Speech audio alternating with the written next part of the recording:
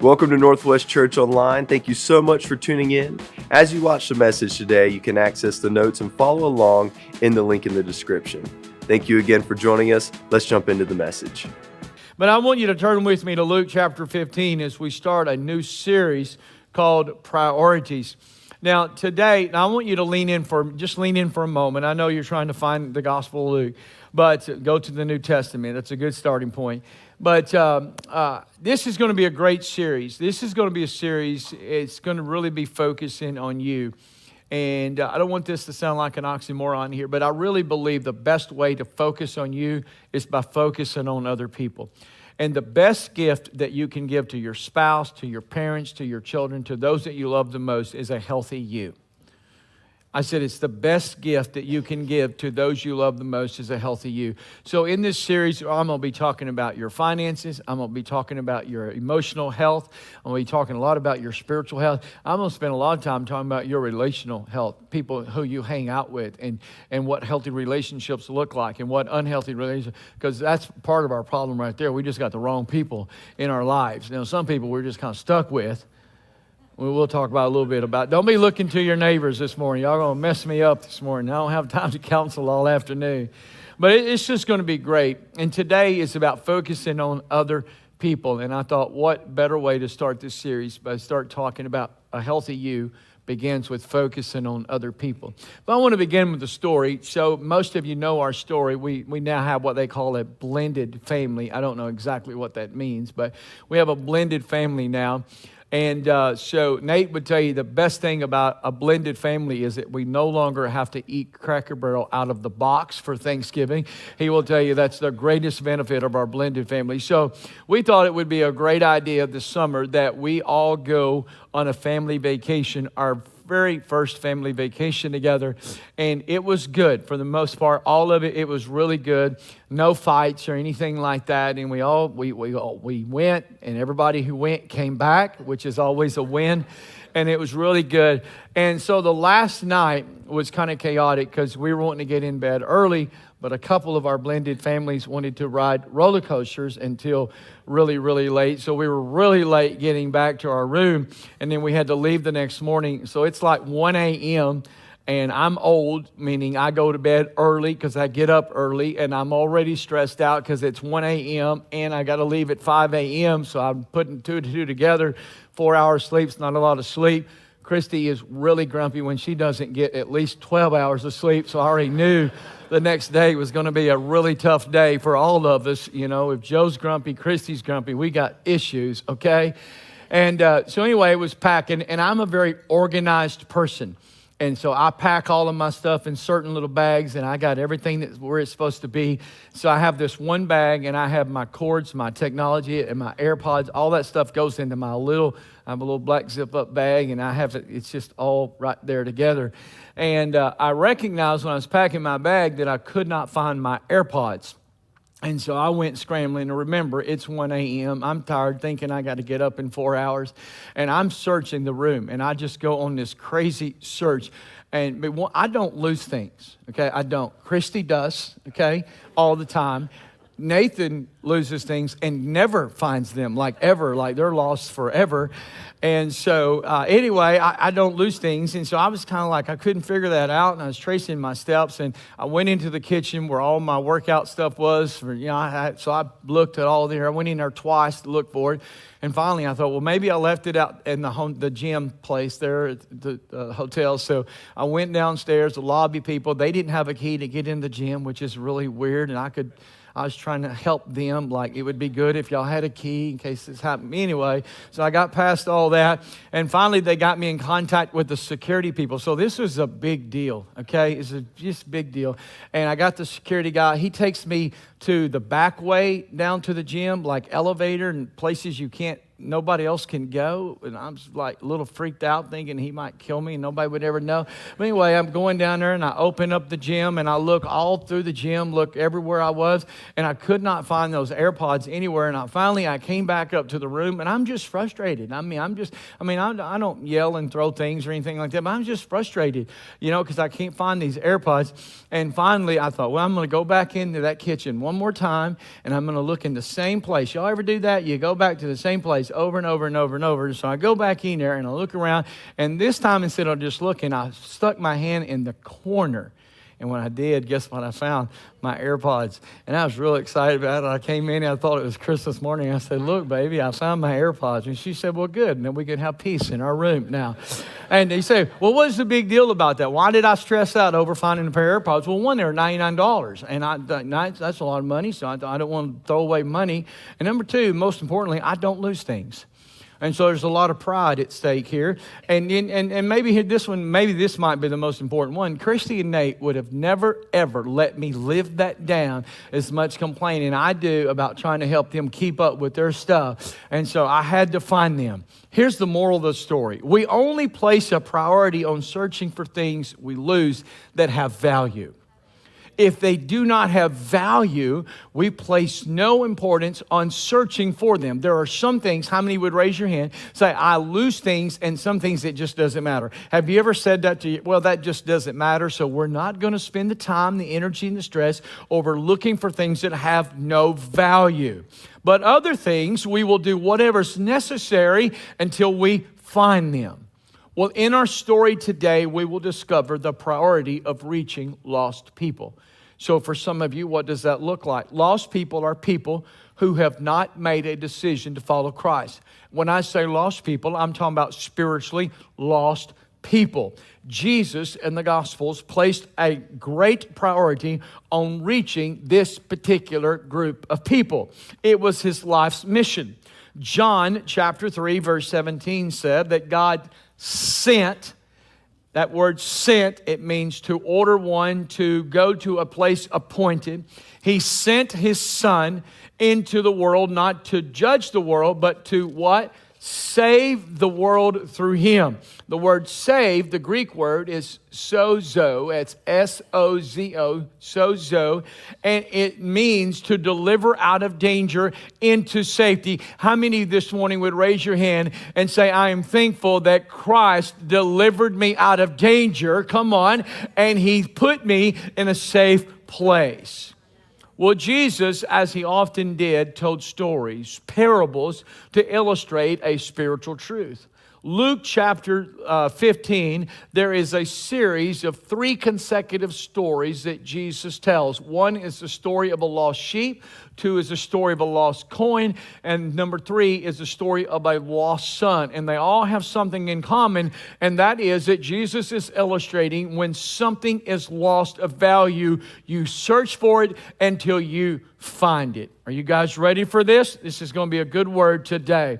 And so when I think about this, if we truly believe in our hearts as Christ followers that we are standing on the front porch of eternity, if we truly believe in our hearts that at any moment Christ could return and only those who have made a commitment to follow him will meet him in the air and live with him forever and ever, if we truly believe that, why would we not do whatever is necessary to reach lost people? And I talk to pastors about this all the time and about how we do church. And because how we do church will determine whether or not we're reaching the saints or the sinners. I don't know about you, but the saints are going to be okay. It's not that you're not important, but how many of you agree that the mission of the church is to reach lost people? Those who are lost spiritually, that's what's most important. Reaching people is at the core of our vision at Northwest Church. It's about to come on your screen. We believe, number one, in experiencing God. That is first and foremost. If you come to this church, you sing 3 songs, you write down 3 points to a sermon, and you leave here, but you have not experienced God, nothing valuable has happened in your life. Certainly not anything transformational has happened in your life. So you experiencing God is first and foremost. Serving other people. How can you experience God and not have a desire to serve other people? So we want you to experience God. We want you to serve other people. And then number 3, guess what? We want you to grow. We want you to grow together. That's why all these shirts are green. You get it? Green for... Man, we are very creative, aren't we, okay? And next year, we're going to have green people out in the lobby, okay? But my point is, we want you to what? Experience. We want you to grow. We want you to serve. And then number 4, we want to reach people. Now, I want you to hear my heart today, because this is not about a large church. This is not about a big number. And the staff will tell you, I've never set a numerical goal. We, as a staff, have never set a numerical goal, but we believe that anything that is healthy will grow. And so if we're going to be a healthy church, we're going to reach people, because it's the Great Commission that Jesus left. It was a mandate that he left you and I. So this is not just some passive information that he left behind, but it was a mandate commanding us to go into all the world and preach the gospel to everyone who has not heard the message of Jesus Christ. So I want to give you 3 things today that I want you to put in your lunchbox, and I want you to take home with you about this particular passage. Number 1, reaching lost people requires a choice. Look at Luke chapter 15, and let's read verse 4. It says, if a man has 100 sheep and one of them gets lost, what will he do? Won't he leave the 99 others in the wilderness and go search for the one that is lost until, watch this, until he finds it? Look at verse 8. The second parable says, or suppose a woman has 10 silver coins and loses one. Won't she light a lamp, sweep the entire house, and search carefully until what? Until she finds it. So it's not just a choice to go for a search, but it's a choice that before you go, that I'm not coming back until I find it. That's powerful in these stories here. So when you look at this, lost sheep represents the unbeliever. Again, it's a story that Jesus is telling to reveal a spiritual truth. The lost sheep, the lost coin, the lost son represents the unbeliever. One who has gone astray, one who is lost from God. Lost means to lose eternal life. It means to be spiritually destitute. What will they do? You go and search for them until you find them. Now, this was interesting to me, because the differences between this parable that's recorded in the Gospel of Matthew and Luke they're a little different, but they are important. And what I mean by that, in Luke's context, Jesus addressed the religious leaders who objected to him hanging out with sinners, such as tax collectors. In Luke's account, the sheep are lost. In Matthew's account, the sheep have gone astray. So one implies that one was by accident, the other implies that it was intentional. But it doesn't matter, because the point is the same. They arrive at the same point, regardless of the reason that they are not in a place of safety. Meaning, if they got lost by accident, or it was an intentional, I'm getting out of this group and I'm moving on to do my own thing. The principle is, you go, you leave those that are there in safety, and you go and search and you find them. You go and search until what? You find them. So this is very important. The shepherd was expected to leave the 99 and search for the one lost sheep who was in danger.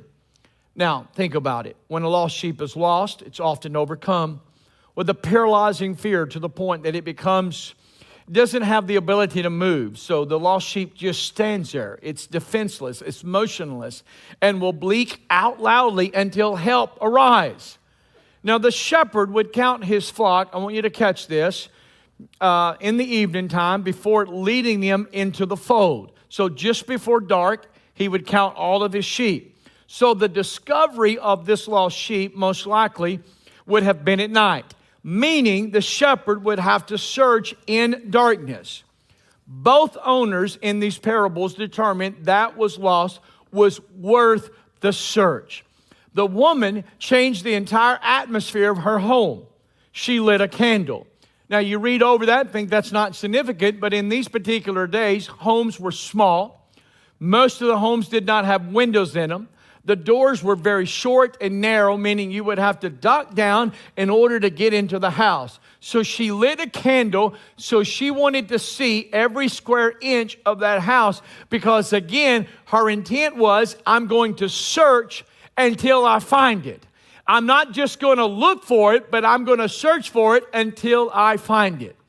Decisive and urgent action is the essence of these stories.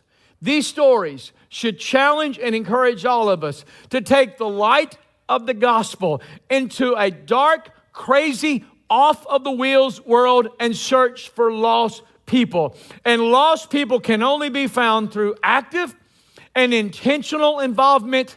How? Through social what? Interaction. Jesus modeled this by his interaction with the unchurched and the sinners of his day.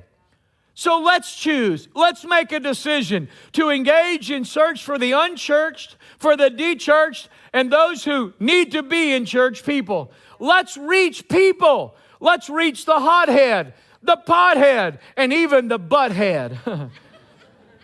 You say, well, Pastor, why are we expanding campuses? And why are we talking about an October 1? Why are we talking about adding a new campus on the other side of the state? Why are we always talking about new campuses? We need to build a building here. We need to build a building in Farmington and in Springdale. Why are we talking about enlarging? Why? It's because lost people are still out there. I want you to know this church will never be large enough as long as lost people are in Northwest Arkansas and around the world. It is not time for us to sit back and enjoy the blessings and the favor of God that he has put upon this church, but it is time for us to get urgent and intentional, because if we believe that Jesus could come back at any time, why would we not go and search until we find lost people? We must continue to search and reach lost people. That's what this is all about. Everything we do is centered around reaching lost people. This is not designed just to satisfy the saints at Northwest Church. This is about equipping you to reach lost people. By the way, I don't mean this ugly, but we need to reach less saints and more sinners. And I tell you what's really disturbing today, what little growth we have in our churches nationwide in America, not internationally, but America. It's all what we call transfer growth. And if you came here from another church, I'm not judging that. I'm not saying that sometimes there's not a need for a change. But I'm saying that we should be more focused on sinners and less focused on saints today. Let's create an atmosphere and an environment at Northwest Church where we say we welcome sinners. We welcome people with a jacked up past. Come on. We welcome people that are a hot mess today. We welcome all kinds of people to Northwest Church. That should be our aim, and that should be the atmosphere of every weekend of reaching lost and hurting people. Jesus said, I came not for those who don't need, I came for those who are sick. I came for those who need a doctor. That's who needs Jesus. Here's this question for you this morning. Who are you reaching? I think sometimes we forget the Great Commission. It's a great commandment. It's non-negotiable. Did you know today there's a whole generation of people that are refusing to share the gospel message with their friends in fear of offending people? Well, it may or may not, but we don't get a vote in whether or not we fulfill the Great Commission of Jesus Christ. He left us a mandate, personally and as a church, to reach lost people. If it offends people, so be it. That's not my fault. That's not my responsibility. Jesus said we will be hated because of him, not because of us. So we got to get serious about reaching lost people. So who are you reaching? Do you have friends that you're reaching? Family members and co-workers. It requires a choice on your part every day to make a choice. I'm going to reach somebody today. I'm going to tell someone about Jesus today, because I have learned in my life that people don't just cross our path by accident, that it's by divine appointment. And how many times have we fumbled the ball when we're right there on the goal line, when someone's life could be changed forever, and we don't have the courage or the obedience to walk up and say, I just want to talk to you. Now, is it going to be awkward? Well, yeah, it can be. I'm a pastor. I have a degree from a Bible college, and I've created some awkward moments in my life by walking up and saying, I don't want to be weird. And as soon as somebody says that to me, I think, okay, weird's about to come. And I still do it. But I just felt like I was supposed to come over and talk to you. I just thought I was supposed to say something to you today. And there's been some life-changing moments. And there's been some times where people looked at me like, please get away from me. I have no idea what you're talking about. No big deal. Somebody think you're a little weird. Let me help you. Most of you are. It's okay. Number 2, reaching lost people requires a cost. Look at Luke chapter 15, verse 1 and 2. This is interesting to me. Now, Jesus is telling this story, not Joe.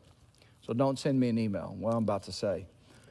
Tax collectors and other notorious sinners often came to listen to Jesus teach. Isn't that awesome? That Jesus put tax collectors and notorious sinners all in the same sentence. I'm just saying. But it's interesting to me in this that those were the kind of people who came to listen to Jesus teach. We have to put this in a context in which sinners will want to come and hear the gospel message. And not just the saints. Isn't that good? It's really good. I want you to watch this. This eating with them, don't just read over that, because this is important. In that culture, sitting down and having a meal with a person demonstrated a certain amount of identification. So if Jesus were eating with such despicable people, then he could be considered guilty by association. According to an ancient Middle Eastern proverb, it says, I saw them eating and I knew who you were. So I know who you are by the people you eat with. Jesus chose to eat with sinners over popularity, political correctness, and the risk of being canceled by the religious leaders of his day. Eventually, eating and hanging out with these people would cost him his very life because, listen, it wasn't the sinners who sent him to the cross. It was the saints who sent him to the cross because he was hanging out with the sinners. There will always be a cost when you reach lost people. It cost the woman who lost her coin time, energy, and convenience. It cost the shepherd labor and even the possibility of losing his own life. Sheep are heavy, probably weighing somewhere between 70 and 90 pounds. In order to rescue the lost, paralyzed sheep by fear, guess what happened? The shepherd had to take the sheep by his legs, lay it around his neck, and carry it back to the fold. It was heavy, means it left his hands full, therefore making him even more vulnerable and open for an attack. Reaching lost people involves a laborious effort and sometimes risk. It can cost you comfort and it can cost you convenience. It's not always comfortable and it's not always convenient to reach and invite lost people to church. The advancement of the church has and will always come at a cost. It will cost you financially, relationally, emotionally, and spiritually. Listen to this. It will cost you popularity, persecution, and cancellation. Get prepared because the cost of reaching lost people is going up every day. I've been on this platform as of last weekend for 14 years. And for 14 years, I've talked to you about persecution coming not to a third world country, but to the United States of America. I've been in other countries. I've seen the persecution. I've read the reports. I've talked to the pastors. And I've talked to the missionaries. But I've also stood here and I have preached and proclaimed for the last 14 years that a cost is coming to you and me to stand and preach the truth one more time. I'm telling you, that cost is going up every day. I want you to know they want to take away the freedom of you and I of preaching the gospel message of Jesus Christ. That's what this is all about. So the cost of reaching lost people is only going to go up. But we must win the lost at any cost. Number 3, reaching the lost requires a celebration.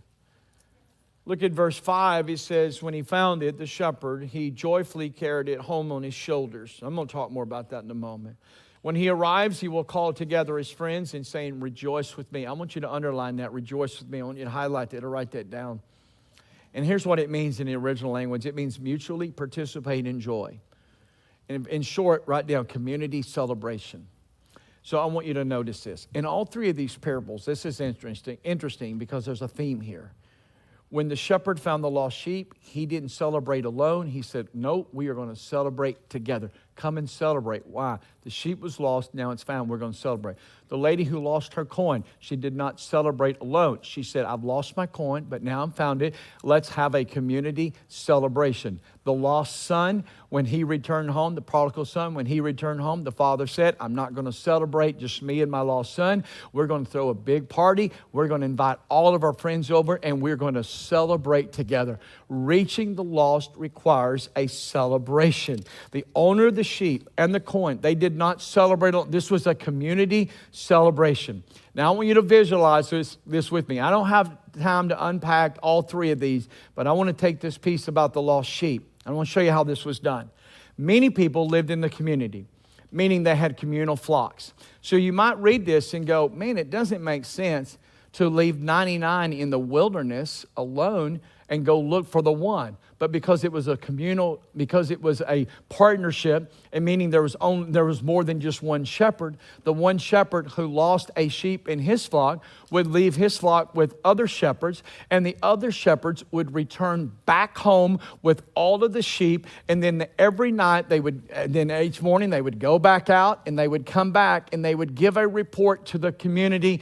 Yes, the lost sheep is still missing. The shepherd is still gone. We've not heard from them. So the entire community was waiting and watching in anticipation of news of the lost sheep and the shepherd. And when the shepherd would finally come back with the lost sheep around his neck, the entire town, watch this, they would celebrate and they would shout with joy. Why? Because the lost sheep has been found and the shepherd has been returned. And so it says in Luke chapter 15, verse 10, in the same way there is joy in the presence of God's angels when even one, not 99, but one sinner repents. What does that mean? Joy in the presence mean the angels are aware. They are aware every time a sinner repents and comes home to Jesus Christ. There is a community. Are y'all getting this? There's a community celebration that's taking place in heaven, not when the building is full, not when the lights are up or down, not when the technology is great, but no, there's a celebration in heaven when one sinner comes home and says, I'm accepting Jesus Christ as my Savior today. So today is a day of celebration in Northwest Church because we expand Northwest Church to reach more people. I let it out a little earlier. We're going to have a business meeting on October the 1st, and we're going to vote on merging with another church and bringing them into our fold. And when I got a call from the district office, and I thought, Lord, I don't have time for this, and we don't have the money for this. Melody reminded me several times, we don't have time and money for this. And so, but I told him, I said, well, go over there and look. So here's what we did. Preached 3 times on Sunday morning. Got in a car, drove 4.5. I got there 2 minutes before the business meeting started. Got up for an hour and a half and said, this is who we are. This is what we do. And y'all are going to have to vote. And this is what this is going to look like. And 26 people voted yes. And 1 person voted no. I got back in the car. We drove all the way back home that night. It was the longest day of my life. And I couldn't go to sleep because when I drove up on that campus, I thought, how can we say no to these people? This was a church that ran 300 at one time. It's in a thriving community. There's no reason why there should not be a great Assembly of God church in this community. And I thought about Springdale when I went and met with those 12 people. I met with 12. The next meeting we had 2. So I grew the church from 12 to 2.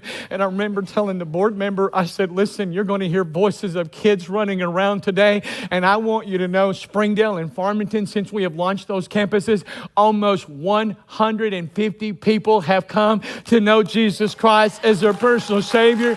So when you say, Pastor, why are we expanding? Why are we reaching out? Why are we doing this? Why are we creating all this stress and this tension on our finances and our people and all that kind of stuff? You know why? It's because we're going to search. And we're not going to come back until we find lost people. And that's what this is all about. So very quickly, and I'm out of time, but I try to go skiing every year. It's a refueling time for me. It's just one of those things, getting out in the nature and the cold. It just fills me back up. And so I think it was 3 years ago, I was coming down the mountain. I've done this for years. The last trip down the mountain, I come by myself. and I go very slow. All the other times, I'm going probably at least 200 miles per hour. That's not true. But I go slow, and I take my time, and it's a time of gratitude, and it's a time for me to express, Lord, I'm thankful. I'm thankful for Northwest. I'm thankful for my family. I'm thankful for good health. And I'm just giving thanks. 3 years ago, come down the mountain. I got about halfway, and I'm looking at all of God's creation, and I'm giving thanks. The Holy Spirit spoke to me and said, 10 international campuses. I'm telling you, God just came all over me. I lost it. I mean, I was crying out loud. People were stopping, asking me if I was okay. I said, yeah, leave me alone. I'm fine. No, just leave me here. I just a God moment. And I got down to the bottom, and I thought, this ain't going to be that big of a deal. 10 international campuses, that's one per year, 10 years. I'll be, 65, have 10. I thought, this ain't that big of a deal. And every person I called, it was dead end. Dealing with religious people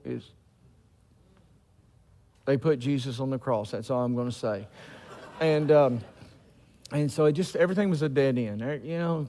Power and control. It just frustrating. And this went on for almost 3 years. It's been almost 2.5 years. We had a businessman in our church give us $20,000 when I first shared this with y'all. Some of y'all forgot it. Yeah. And anyway, I come back, shared it, and gave us $20,000. It's just been sitting there earmarked, and I couldn't find it. Just a few weeks ago, a couple months ago, I was praying, whenever it was, not too long ago, I was praying one morning. I said, Lord, I don't get this. If you ever spoke to me, you spoke to me that afternoon. And here we are, 3 years in. I'm already behind. I hate being late. I don't understand this. I don't know why you would give that to me. And not even close, like marching around the walls, and there's not anything was going on. And just a few days after that prayer, Gary reached out to me. And so Patty and Gary have spent 30 years in Venezuela, and they're retiring. And said, we got 7 churches in Venezuela. And the more he talked about Samuel's house. We've been there. I've been there at least 3 times. Samuel's house is a children's home. And then they have a school. We have a school now. And it's all there. And so in one moment, we went from being behind to now we're ahead of schedule. We got 7 international campuses. We've already brought them under our payroll. 6 of the 7 pastors are receiving a salary for the first time. We're providing food for the families. Isn't that incredible? Food for the families. Food for the families. We've already provided paint. We're painting all the houses at Samuel's house for all the parents. We've bought all kinds of sound equipment, and we're giving it to them. It's already been bought and delivered, and they're using sound equipment this morning. Preach the gospel and sing. I've seen some of the video. It's incredible. God's presence is there. Destiny Church. And we're leaving at Destiny Church, but we got a new logo. Can we see that? I want to show y'all our new logo, Destiny Church. And for y'all that can't read Spanish, that's it's Ministry of Northwest Church is what that means. And so we're putting our signs up and training our pastors and all that kind of things and equipping them. And so Gary is coming this morning, and he's been my friend for a long time today, but he's going to come, and he's going to take just a couple of minutes, and he's going to share with you about Venezuela. Then I'm going to come back. Would y'all give it up for Gary this morning? Thank you so much. Thank you, Pastor. Proverbs 11 says, he that wins souls is wise. We win souls because, as Pastor Joe mentioned, that's what the Lord wants of us, asks of us, commands us, to save souls, to win souls. That's what we've been doing with the Destiny churches. That's what you are a part of in Venezuela. Young people like Carlos, who was walking down the streets of Caracas, a 15-year-old who had no purpose of life, didn't know what he was going to do, where he was going to go. And he heard the music. We were doing street evangelism on the streets of Caracas. And a 15-year-old boy, he stopped and listened to the music. When the invitation was given, he stepped forward and gave his heart to the Lord. started coming to our church. He met T.B. Sai, his wife. She was in the youth group there, and they eventually got married. He became our director of media, a phenomenal graphics art guy. And then he became our youth pastor. And now Carlos and his family are pastors of a church in Vienna, Austria.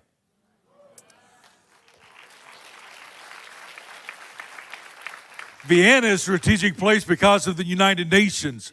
And their church, they are reaching people from literally all over the world. From Destiny in Caracas. We also have another that Destiny Libertador, which is a church on the street every week. Actually, twice a week now we go onto the street, and it started out as a feeding program, but now we are not just feeding the body, we're feeding the soul. There have been many people that have come to the Lord. Many have been healed and delivered. And a lot of them now, after they pray, the Lord has given them jobs. They're back working again. We have a number of people that live in that area that are not homeless, but now they're coming to attend as well. And God is reaching those people through Destiny Libertador. And so then we have Destiny Caracas, which is the main church. We had a young man and a young woman. They were teenagers who came to our church, gave their heart to the Lord, and they began working in our children's church with my wife, Patty. And eventually they went off to college. They came back, they got married, they started working in our church, and now Josue and Emily are the pastors of the church in Caracas and doing a great job. They are helping, and we have, from Destiny Caracas, we have an open door to all the public schools in Caracas. Caracas is 6 million people. Reaching them. And you know, when we give the invitation for people to give their heart to the Lord, usually the first people that respond are the teachers and the staff, and then the young people. And one day we're putting our equipment up and getting ready to leave, and the school principal, superintendent, the person in charge come running up to us and said, "Can you help us?" And we said, what do you need?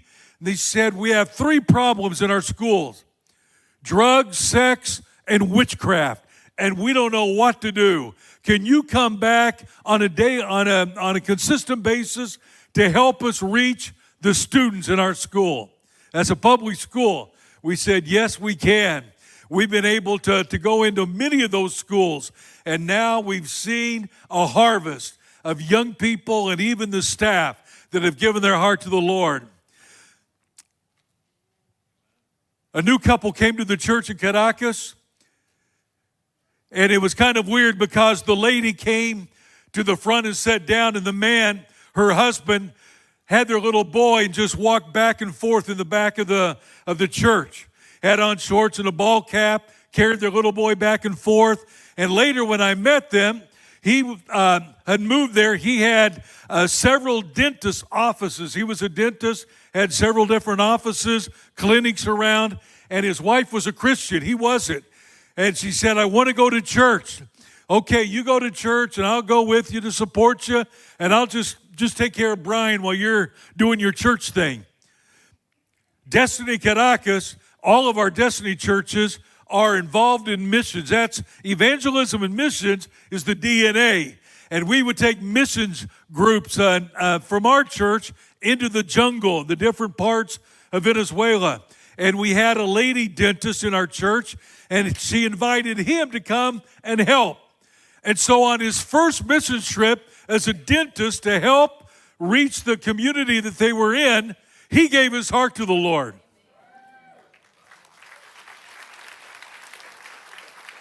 Luis became our missions director eventually. He donated all of the medicine, the material, all of the items that we needed to do medical clinics. Now he's a pastor. It's reaching the lost that changes their destiny. that changes their future. That's why Pastor Joe says it's our responsibility to reach the lost. There's an area in Caracas over on the west side of town that is one of the worst neighborhoods that there is. It's very dangerous. In fact, it's so dangerous that even policemen will not go into it. But you know what? Destiny, the area is called 23 de Enero, the 23rd of January. That's a significant historical date in Venezuela, the history. And now there's a church in that area, and a number of the gang leaders have already gotten saved, making a difference, winning souls. Destiny Tumero is filled with young people like him who are passionate about the gospel, sharing Jesus with the community, and they minister and they go out, and every week they go to a senior citizens home and minister. Then they're on the streets, they're in the schools. It's what we do, you and I as Christians, is to share the gospel. And then, as Pastor Joe mentioned, we have Samuel's house. Why do we reach the children? James 1:22 says, pure religion is to care for the orphans and the widows. And if you can reach the children, they have their whole life in front of them. And so Samuel's house is a home for abandoned children. And they started coming in, and God started touching lives and changing lives. And they had so many problems. Two of the little brothers, ages 5 and 7, saw their dad shoot their mom and killed her in their home. The government, they sent him to prison, and the two boys came to Samuel's house. Many of these children are filled with hate and hurt, and they built up a wall. It's very hard to bring it down.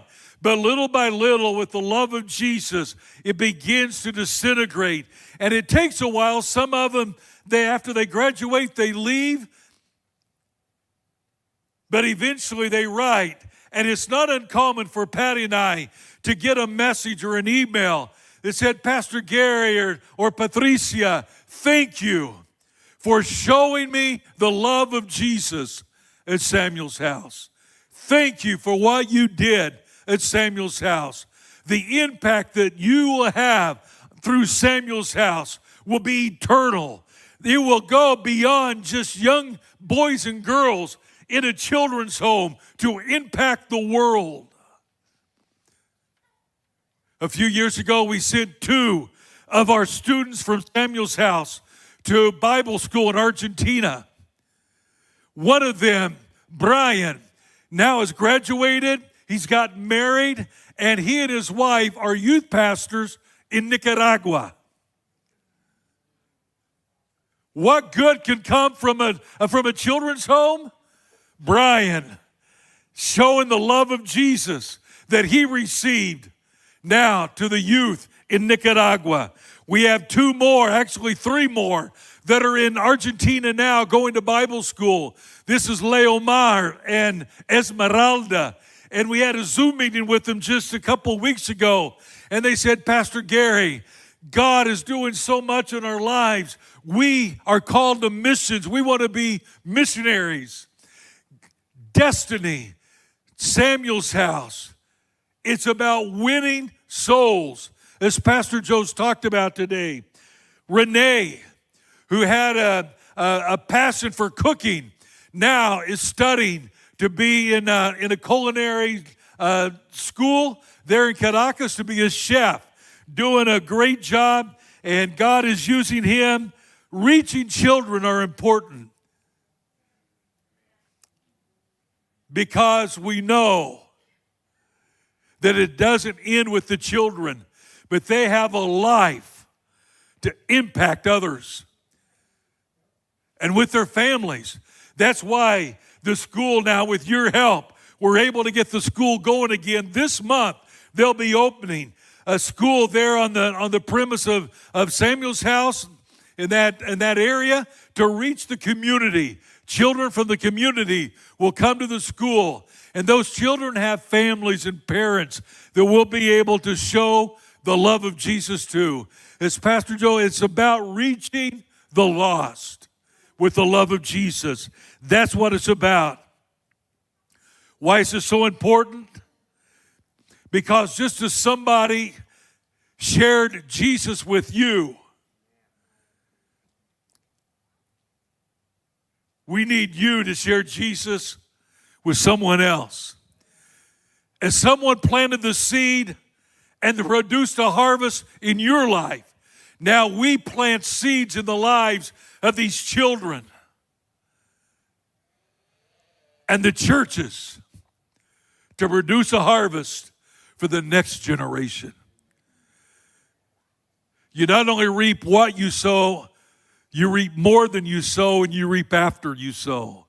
And what we plant today will reap a harvest for tomorrow. What a powerful message from the Word of God. Thank you so much for joining us today.